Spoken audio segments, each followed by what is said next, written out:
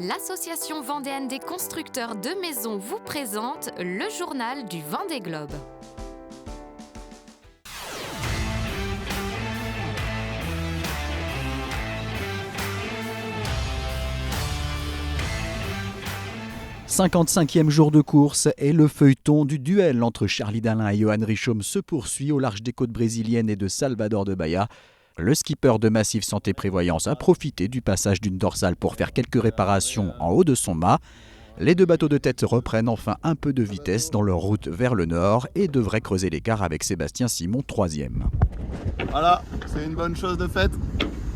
Profite de la chaleur, profite de la légèreté des conditions aussi, ça permet de plus facilement se déplacer dans le bateau, plus facilement dormir.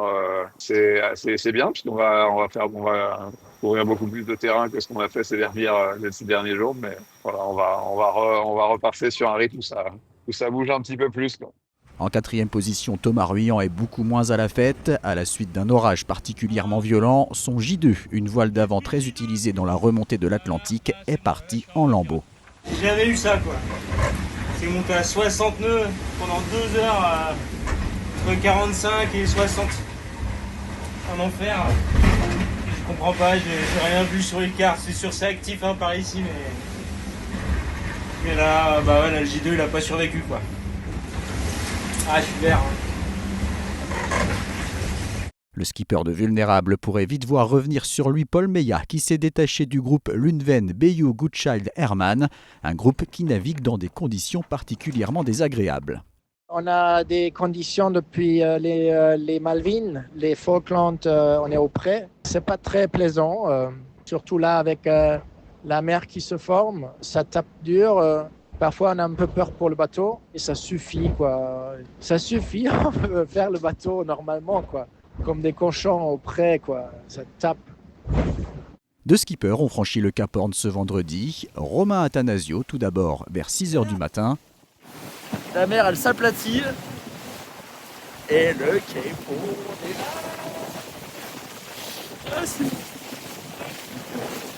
2h40 plus tard, c'était au tour de Damien Seguin de passer le 3e et dernier grand cap de ce Vendée Globe. Ça c'est cool. On va pouvoir envoyer de la toile avec la petite baisse de vent et puis tourner un petit peu à gauche. Ça y est, ça c'est fait, c'est coché. Là-bas, c'est là-bas qu'on va. Allez go, c'est reparti la remontée. En 16e position, Jean Le Cam est attendu au Cap Horn ce samedi matin, tandis qu'au milieu du Pacifique, le groupe de Violettes d'Orange navigue sous les flocons. C'est un truc de fou, il neige. Regardez. J'ai de la neige sur le poney. Au classement de 15h ce vendredi, Charlie Dalin comptait 63 000 d'avance sur Johan Richomme et 340 sur Sébastien Simon. Paul Meillat, 5e, est revenu à 150 000 de Thomas Ruyant.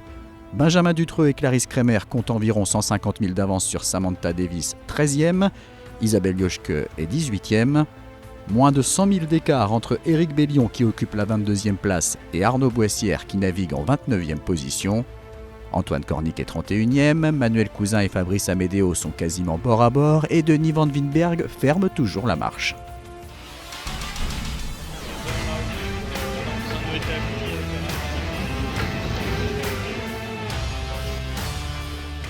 C'était le journal du Vendée Globe par l'Association vendéenne des constructeurs de maisons.